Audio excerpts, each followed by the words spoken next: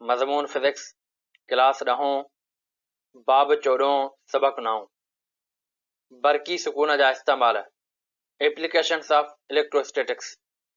अस्सलाम वालेकुम प्यारा ॿारो, सिंध ऑनलाइन स्कूल में भलीकार आऊं यहाँ सनाउल्ला महर। हिन वीडियो में जेको असां अॼु मौज़ू पढ़ंदासीं उहो आहे बरकी सुकून जा इस्तेमाल यानी एप्लीकेशंस ऑफ इलेक्ट्रोस्टैटिक्स। प्यारा ॿारो, हिन टॉपिक खे शुरू करण खां पहिरीं असीं हिन टॉपिक जा सिख्या जा मक़सद पढ़ंदासीं ऐं हिन जी पहिरीं पॉइंट में चवे थो understand the real life applications of electrostatics in everyday devices. चवे थो त रोज़मर्रा जे औज़ारनि में बरकी सुकून जे इस्तेमाल खे सम्झणु। ॿी पॉइंट में चवे थो explain the use of electrostatics in devices like photocopiers, air purifiers and paint sprays. चवे थो त फोटोकॉपी, एयर प्यूरिफायर ऐं रंग स्प्रे जहिड़नि औज़ारनि में बर्क़ सुकूनीअ जे इस्तेमाल जी वज़ाहत करणु। वाई वी स्टडी दिस, हीअ असीं छो था पढ़ूं? इन जे लाइ चवे थो we study the applications of electrostatics to understand how the principles of static charges are used in practical everyday technologies.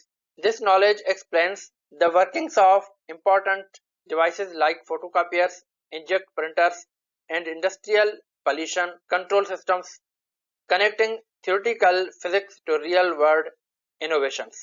चवे थो त असां बर्क़ सुकूनीअ जा इस्तेमाल उन करे पढ़ूं था त जीअं उहो सम्झी सघूं त सुकून वारनि चार्जनि जा उसूल रोज़मर्रा जी टेक्नोलॉजीअ में कीअं कमु कनि था। हीउ इल्मु असांखे फोटोकॉपियर, इंकजेट प्रिंटर ऐं सनअती माहौलियाती आलूदगीअ खे साफ़ करण वारनि औज़ारनि जे कमु करण जे तरीक़नि बाबति सम्झाए थो ऐं नज़रियाती फिज़िक्स खे हक़ीक़ी दुनिया जे एजाज़नि सां जोड़े थो। प्यारा ॿारो, हींअर असीं पंहिंजे टॉपिक जे तरफ़ हलूं था जेको आहे एप्लीकेशंस ऑफ इलेक्ट्रोस्टैटिक्स, जंहिंखे असां चऊं था बरकी सुकून जा इस्तेमाल। हाणे इलेक्ट्रोस्टैटिक खे जेको आहे त स्टैटिक इलेक्ट्रिसिटी बि चइबो आहे, ठीकु आहे। तॾहिं मूं हिते लिखियो आहे त स्टैटिक इलेक्ट्रिसिटी इज़ यूज़्ड इन, माना असां इनखे किथे किथे इस्तेमालु कयूं था। तो असां पहिरियों हिते कुझु जेको आहे त बुनियादी मिसाल सम्झण जी कोशिशि कंदासीं त असांजे रियल लाइफ में इलेक्ट्रोस्टैटिक्स या जेको आहे त स्टैटिक इलेक्ट्रिसिटी जो यूज़ किथे थिए थो। पहिरीं जेका पॉइंट आहे उहा आहे असांजी the Van de Graaff generator. हाणे the Van de Graaff generator प्यारा ॿारो हिन क़िस्म जो हिकिड़ो जनरेटर थींदो आहे, हिकिड़ो डिवाइस थींदो आहे जंहिंखे असां कनेक्ट कंदा आहियूं जेको आहे त कंहिं बिजलीअ सां, पोइ उहा जेको आहे त स्टैटिक इलेक्ट्रिसिटी में कन्वर्ट थींदी आहे ऐं उन खां बाद में असां जेको आहे उन डिवाइस खे जॾहिं हथु लाहींदा आहियूं त पोइ उन जूं जेके स्टैटिक चार्जिस आहिनि उहे असां में ट्रांसफर थी वेंदियूं आहिनि ऐं असां बेचार्ज थी वेंदा आहियूं। इहो जेको आहे त ख़ासि करे कॉलेजिस या यूनिवर्सिटीज़ में जेको आहे त प्रैक्टिकल तौरु जेको आहे त करायो वेंदो आहे ऐं उते ही डिवाइस जेको आहे त पियो हूंदो आहे, ठीकु आहे।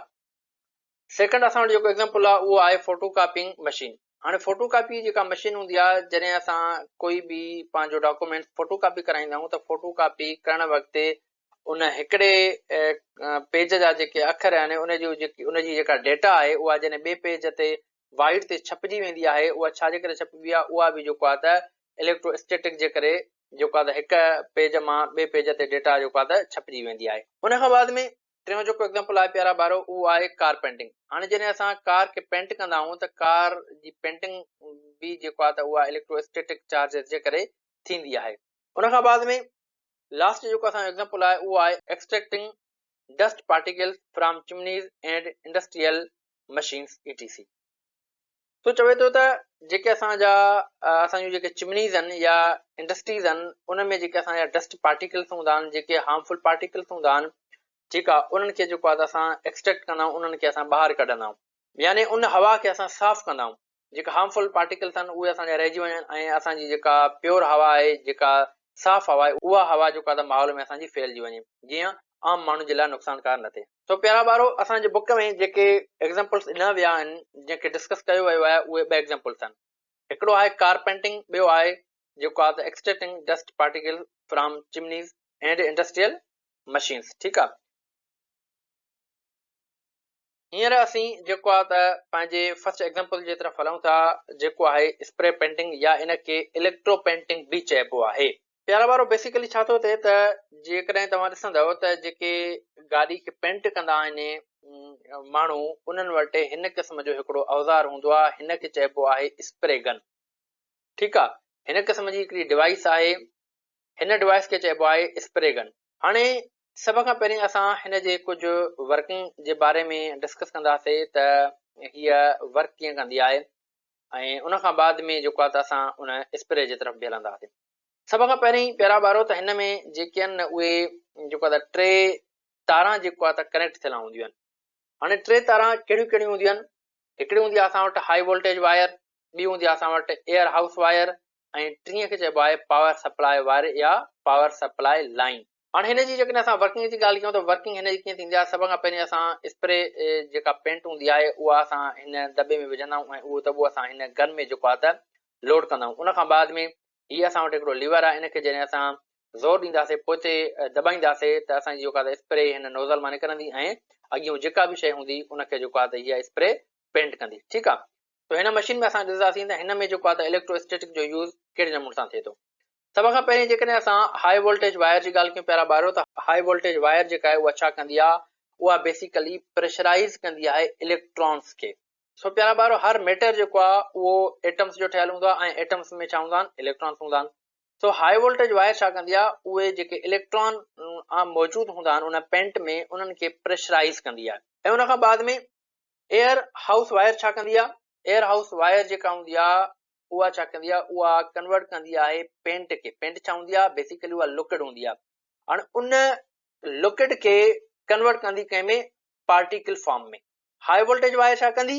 इलेक्ट्रॉन खे प्रेशराइज़ कंदी आहे। ऐं एयर हाउस वायर छा कंदी? उन पेंट खे जेका ऑलरेडी असां हिन जेको आहे त बॉक्स में विधी आहे, ठीकु आहे, उहा कहिड़ी हालत में आहे? लिक्विड जी हालत में आहे। उन लिक्विड वारी पेंट खे पार्टिकल फॉर्म में कन्वर्ट कंदी। उन खां बाद में हाणे असां अचूं था वरी पावर सप्लाई वायर जे तरफ़।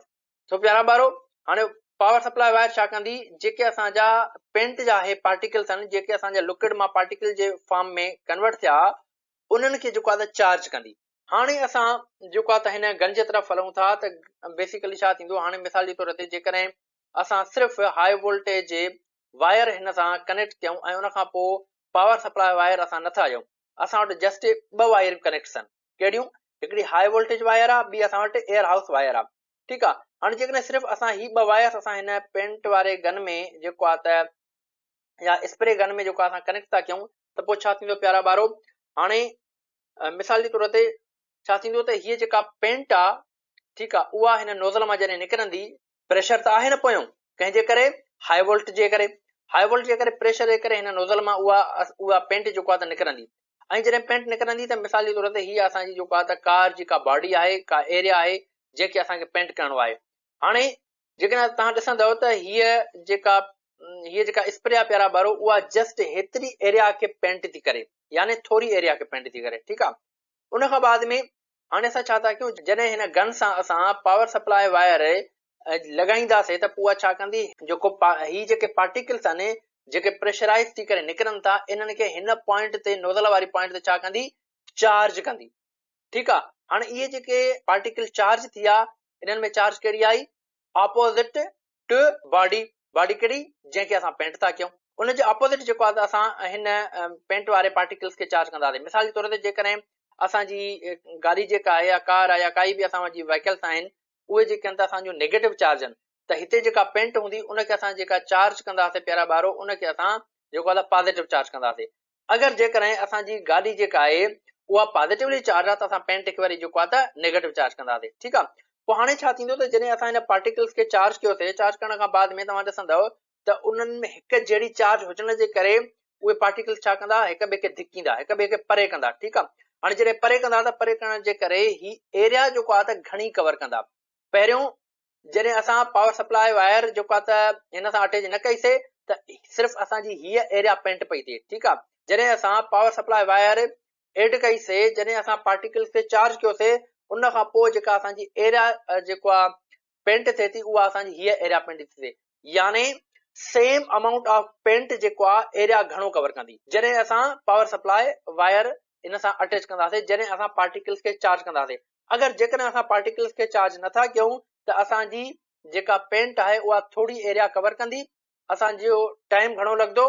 हाणे छा थो थिए प्यारा ॿारो, मिसाल जे तौर ते जेकॾहिं असां पंहिंजी गाॾीअ खे जेको आहे त नेगेटिव चार्ज कयो आहे, ठीकु आहे, ऐं हिते असां हिन पार्टिकल्स खे पॉज़िटिव चार्ज कयो आहे, त पोइ छा थींदो त ही जेके असांजा इलेक्ट्रॉन्स आहिनि, ही जेके चार्जिस आहिनि, उहे जॾहिं गाॾीअ सां वञी करे अटैच थींदियूं त पोइ छा थींदो, उहे नेगेटिव ऐं पॉज़िटिव चार्ज पाण में न्यूट्रल थी वेंदियूं ऐं गाॾीअ ते जेको आहे त पेंट थी वेंदी। ठीकु आहे। सो आई होप कि तव्हांखे जेको आहे त इहा स्प्रे पेंटिंग या इलेक्ट्रो पेंटिंग जेको आहे त सम्झ में अची वई हूंदी।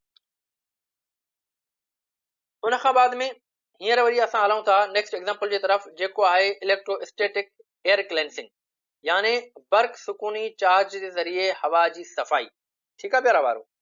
हाणे जेकॾहिं असां हवा जी सफ़ाई जी ॻाल्हि कयूं प्यारा ॿारो, त उन में असां छा कंदासीं, उन में असां जेको आहे जेके असांजा डस्ट पार्टिकल्स आहिनि इंडस्ट्रियल मशीन्स में या जेके चिमनीज़ में आहिनि, जेके हार्मफुल पार्टिकल्स आहिनि, उनखे बेसिकली असां साफ़ कंदा आहियूं जीअं एनवायरमेंट में गिदलाइण न थिए, यानी एयर पॉल्यूशन खे घटि करण जे लाइ। तो जेकॾहिं असां हिन जे एग्ज़ाम्पल जे तरफ़ हलूं प्यारा ॿारो, त ही असां वटि हिकिड़ी फैक्ट्री आहे या जेको आहे त कोल पावर प्लांट आहे। ठीकु आहे। हाणे जॾहिं कोल सड़ंदो त उन में छा थींदो, जेको आहे त अनबर्न्ड कार्बन निकिरंदी, या उनखे असां जेको आहे त फ्लाई एश बि चवंदा आहियूं, या खणी ईअं चऊं त रख जेका आहे, उहा रख जेको आहे त ॿाहिरि निकिरंदी धुएं जी सूरत में।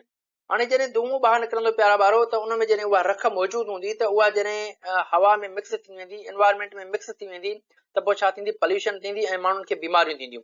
हाणे छा कबो आहे उन खां बाद में, हाणे इन पॉल्यूशन खे, इन जेको आहे त अनबर्न कार्बन खे जेको आहे त प्यूरिफाई करण जे लाइ, जीअं उन मां जेका एश आहे, उहा जेका रख आहे, उहा बेसिकली माना रहिजी वञे, साफ़ हवा जेको आहे त जेको आहे ॿाहिरि निकिरे, एनवायरमेंट खे ख़राब न करे, उन जे लाइ असां छा कंदा आहियूं, उन जे लाइ हिकिड़ी डिवाइस असां जेको आहे त हिते इंस्टॉल कंदा आहियूं। ठीकु आहे। हाणे हिन डिवाइस खे चइबो आहे इलेक्ट्रोस्टैटिक प्रेसिपिटेटर।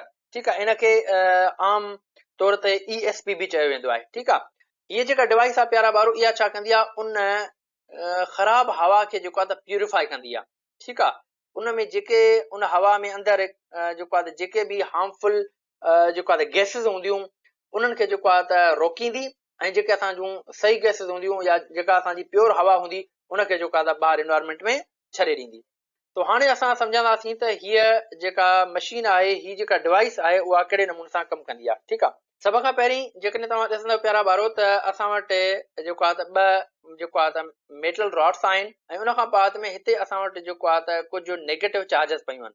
हाणे असांखे छा आहे करिणो, असांखे हिन नेगेटिव चार्जिस खे जेको आहे त हितां रिमूव करिणो आहे। पोइ असां छा कंदासीं, हीअ जेका असां वटि मेटल रॉड आहे, इनखे असां नेगेटिव वोल्टेज ॾींदासीं। हाणे जॾहिं इनखे असां नेगेटिव वोल्टेज ॾींदासीं, त पोइ छा थींदो त ही सेम चार्जिस हुजण जे करे ही जेके चार्जिस आहिनि, उहे काॾे मूव थींदियूं, उहे असांजो मूव थींदियूं जेको आहे त हिन तरफ़। ठीकु आहे। उन खां बाद में हिकिड़ी तव्हां ॻाल्हि ज़हन में रखो त हीअ जेका असांजी मेटल रॉड आहे, उहा ग्राउंडेड हूंदी आहे। हाणे उन खां पोइ छा थो थिए, जॾहिं ही चार्जिस असां जूं हिन मेटल रॉड सां अची करे मिलियूं, त ही जेके चार्जिस आहिनि, इहे छा थींदियूं, इहे असांजियूं न्यूट्रलाइज़ थी वेंदियूं। हाणे उन खां पोइ छा कयो वेंदो आहे प्यारा ॿारो, त हीअ जेका असांजी मेटल रॉड आहे, इनखे हैमरिंग कई वेंदी आहे, इनखे हथोड़े सां थोरो जेको आहे त धको हयो वेंदो आहे। जॾहिं इनखे हथोड़े सां थोरो धको हयो वेंदो आहे, त ही जेके असांजी न्यूट्रलाइज़ चार्जिस आहिनि, उहे जेको आहे त अची करे हिकिड़े डिवाइस में या हिकिड़े खणी ईअं चऊं त बाउल में, जंहिंखे जेको आहे त हूपर चयो वेंदो आहे, त उन में अची करे ही किरंदियूं आहिनि। ठीकु आहे। पोइ उन खां बाद में वरी हिननि जी बाद में आस्ते आस्ते सफ़ाई थींदी आहे। तो असांजो बेसिक वर्किंग फंक्शन हिन तरीक़े सां हूंदो आहे। ठीकु आहे। हाणे जेकॾहिं ही एग्ज़ाम्पल तव्हांखे सम्झ में न आयो, त मां हिकिड़ो तव्हांखे सिंपल एग्ज़ाम्पल सम्झाइण जी कोशिशि कयां थो। तो मिसाल जे तौर ते ॾिसो त हिकिड़ा ॿ जेको आहे त गैंगस्टर आहिनि। ठीकु आहे। हाणे ॿाहिरें माण्हुनि जे लाइ त हू ख़तरो आहिनि, पर पाण में उन्हनि जी हिकिड़ी बॉन्डिंग आहे, हिकिड़ी दोस्ती आहे, ऐं पाण में हिकिड़ा सुठा दोस्त आहिनि।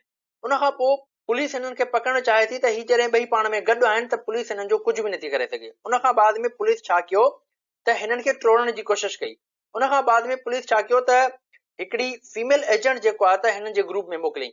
ठीकु आहे। हिन ॿिन्ही जे विच में हिकिड़ी फीमेल एजेंट मोकिलियईं। हाणे फीमेल एजेंट छा कयो, हिन ॿिन्ही जे विच में जेको आहे त माना इख़्तिलाफ़ पैदा कयईं। हाणे जॾहिं फीमेल एजेंट हिन ॿिन्ही जे विच में इख़्तिलाफ़ पैदा कयो त हाणे हिन ॿिन्ही गैंगस्टरनि खे जेको आहे त पकड़णु आसान थी पियो।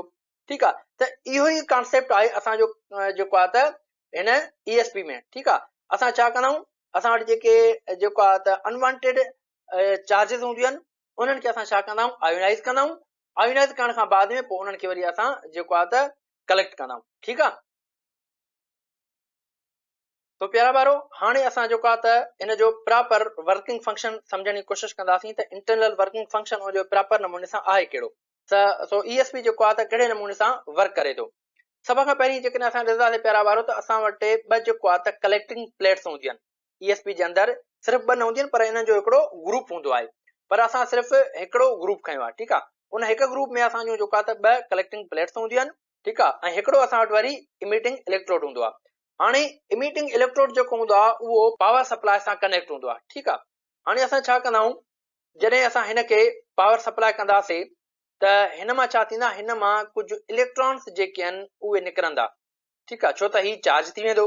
हाणे उहे फ्री इलेक्ट्रॉन्स छा कंदा, ठीकु आहे, जेके असांजा हार्मफुल जेको आहे त एटम्स आहिनि उन सां वञी करे स्ट्राइक थींदा। ठीकु आहे, हाणे जॾहिं उन सां वञी करे स्ट्राइक थींदा त उन मां छा थींदो त उन मां वरी असांजो फ्री इलेक्ट्रॉन हिकिड़ो निकिरंदो। हाणे जॾहिं फ्री इलेक्ट्रॉन असांजो निकितो, जॾहिं एटम मां फ्री इलेक्ट्रॉन निकिरंदो त उन में छा बचंदी बाक़ी, जेको आहे त पॉज़िटिव चार्ज, यानी हू पॉज़िटिव आयन थी वेंदो। ठीकु आहे, हाणे जॾहिं ही असां इलेक्ट्रॉन हिन एटम सां जेको आहे त स्ट्राइक करायोसीं त उहो एटम असांजो उन एटम मां जेको आहे त हिकु असां वटि फ्री इलेक्ट्रॉन निकितो। ठीकु आहे, हाणे इहे असांजा जेको आहे त खोड़ सारा इलेक्ट्रॉन निकिरंदा आहिनि, gas ionised across the emitting electrode.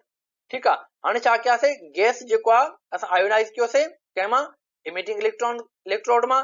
उन खां बाद में हाणे छा थियो त जॾहिं उहे इलेक्ट्रॉन आया अची करे हिते एटम सां मिलिया ऐं एटम खे जेको आहे त आयोनाइज़ कयूं, इन सिस्टम खे चइबो आहे, इन प्रोसेस खे चइबो आहे एवलांच मल्टीप्लिकेशन या एवलांच प्रोसेस। उन खां पोइ छा थो थिए त हाणे हीअ जेका पॉज़िटिव चार्ज ठही, हिते त ऑलरेडी असां वटि जेको आहे त नेगेटिव चार्ज आहिनि। ठीकु आहे, छो त असां ऑलरेडी हिन खे चार्ज कयो आहे, आयोनाइज़ कयो आहे। त हीअ जेके पॉज़िटिव चार्ज आहिनि प्यारा ॿारो, उहे जेका अट्रैक्ट कारे थींदियूं, पोइ हिन इलेक्ट्रोड जे तरफ़। ठीकु आहे, हाणे हीअ जेके पॉज़िटिव चार्ज इलेक्ट्रोड जे तरफ़ अट्रैक्ट थींदियूं त हितां वरी हिकु फ्री इलेक्ट्रॉन कढंदियूं। हाणे इहो जेको प्रोसेस आहे इन खे वरी चइबो आहे secondary electron generation. Avalanche process में छा थो थिए त इलेक्ट्रोड मां इलेक्ट्रॉन निकितो, अची करे एटम सां टकरायो, इन मां हिकु इलेक्ट्रॉन निकितो ऐं ॿियो ॿी पॉज़िटिव चार्ज थी। ठीकु आहे, यानी एटम असांजो आयोनाइज़ थी वियो पॉज़िटिवली, ऐं इन खे चऊं था असां एवलांच प्रोसेस। ऐं उन खां पोइ सेकेंडरी इलेक्ट्रॉन जनरेशन कंहिंखे था चऊं त हीअ जेका पॉज़िटिव चार्ज आहे उहा काॾे अटैक थी, ऐं इन इलेक्ट्रोड जे तरफ़, ऐं हितां वरी हिकु इलेक्ट्रॉन कढी। तो अहिड़े नमूने सां छा थियो त हीअ जेके असांजा फ्री इलेक्ट्रॉन थिया प्यारा ॿारो, उहे जेको आहे त काॾे वेंदा, हेॾे असां वटि हीअ जेका त कलेक्टिंग प्लेट्स बि मौजूद आहे। जॾहिं इहे इलेक्ट्रॉन जेके फ्री आहिनि उहे जॾहिं हिन कलेक्टिंग प्लेट जे तरफ़ वेंदा, हीअ जेके असां वटि फर्दर एटम्स मौजूद आहिनि, यानी जेके असांजा डस्ट पार्टिकल्स आहिनि, पोइ हीअ छा थींदा, उहे इलेक्ट्रॉन उन डस्ट पार्टिकल सां मिली वेंदा। हाणे जॾहिं डस्ट पार्टिकल सां उहे इलेक्ट्रॉन मिलनि था त पोइ छा थींदो त उहो जेको एटम आहे उहो नेगेटिवली चार्ज थी वेंदो। ठीकु आहे, हाणे जॾहिं उहो नेगेटिवली चार्ज थी वेंदो त हीअ प्लेट जेका असां वटि उहा पॉज़िटिवली चार्ज आहे, यानी ग्राउंड आहे। ऐं उन खां बाद में हीअ प्लेट यानी कलेक्टिंग प्लेट ऐं हीअ कलेक्टिंग प्लेट, इहे ॿई ग्राउंडिंग हूंदियूं आहिनि। तो अहिड़े नमूने सां पोइ छा थींदो त ही नेगेटिव चार्ज थी वियो असांजो हिकिड़ो एटम, पोइ इहो अटैक थींदो हिन कलेक्टिंग प्लेट जे तरफ़। हाणे जॾहिं कलेक्टिंग प्लेट जे तरफ़ ही अटैक थियो त पोइ जेके असां वटि फर्दर चार्जिस हूंदियूं उहे ग्राउंड थी वेंदियूं। जेको एटम आयोनाइज़ थी वियो, पोइ छा थींदो त उनखे वरी जेको आहे त हैमरिंग जे थ्रू जेको आहे असां कलेक्ट कंदा आहियूं ऊपर जे अंदरि। ठीकु आहे, ऐं उन खां बाद में जेका असांजी साफ़ हवा आहे उहा वरी हिन मां निकिरी वेंदी आहे। इन जो मतिलबु आहे त जेके असां पार्टिकल्स हिन मां कलेक्ट कयूं था उहे असांजा हार्मफुल पार्टिकल्स आहिनि, उहे असांजा जेको आहे त ख़तरनाक ज़हरीला मादा आहिनि। ठीकु आहे, जेकॾहिं उहे असांजा हवा में वेंदा त पोइ छा कंदा, उहे पॉल्यूशन फैलाईंदा, ऐं उन खां बाद में आम माण्हुनि में जेको आहे त बीमारी फैलाईंदा। त उन्हनि जेको आहे त एटम्स खे असां जेको आहे त हिन जेको आहे ESP जे थ्रू असां कलेक्ट कंदा आहियूं, ऐं उन खां बाद में इन्हनि खे वरी बाद में सफ़ाई करे उन्हनि खे जेको आहे त कलेक्ट करे असां वञी करे कंहिं जेको आहे सेफ जॻह ते डंप कराईंदा आहियूं। ठीकु आहे प्यारा ॿारो, अगरि जेकॾहिं असां हिन जी पिक्चर जेको आहे त प्रॉपर नमूने सां सम्झण जी कोशिशि कयूं त उहा असांजे बुक में हिन तरीक़े सां थोरी ॾिनल आहे। त हिनखे छा था कयूं असां, हीअ जेके असां जूं जेको आहे नेगेटिव प्लेट्स आहिनि यानी कलेक्टिव प्लेट्स आहिनि, ऐं हीअ असांजी जेको आहे त हिकिड़ी इमिटिंग इलेक्ट्रोड आहे, ठीकु आहे। हाणे हवा अचे थी, हिन में जेको आहे त असांजा मिक्सअप जेको आहे त मादा मौजूदु आहिनि। इन में असांजी प्योर हवा बि आहे ऐं हिन सां गॾोगॾु ज़हरीला जेको आहे त एटम्स बि मौजूदु आहिनि। ऐं जॾहिं हिन खां ही गुज़रंदा त ज़हरीला एटम्स जेको आहे त हिन पॉज़िटिव प्लेट सां अट्रैक्ट थी वेंदा। जीअं मां तव्हांखे ही प्रोसेस सम्झायो आहियां पहिरियां बारो। अहिड़े नमूने सां बक़ाया जेका असांजी प्योर हवा हूंदी, प्योर एयर हूंदी, उहा असांजी जेको आहे त फिल्टर थी करे हितां ॿाहिरि निकिरी वेंदी। सो ही हुयो जेको आहे त असांजो अॼु जो टॉपिक, जंहिंमें असां जेको आहे त इलेक्ट्रो पेंटिंग ऐं उन खां बाद में इलेक्ट्रोस्टैटिक एयर क्लेंसिंग जेको आहे त डिस्कस कईसीं। सो मूंखे उमेदु आहे त तव्हांखे ही जेको टॉपिक आहे उहो सुठे नमूने सां सम्झ में अची वेंदो। तो इनशाला नेक्स्ट लेक्चर में वरी असां नए टॉपिक सां गॾु मिलंदासीं। तेसिताईं अल्लाह हाफ़िज़।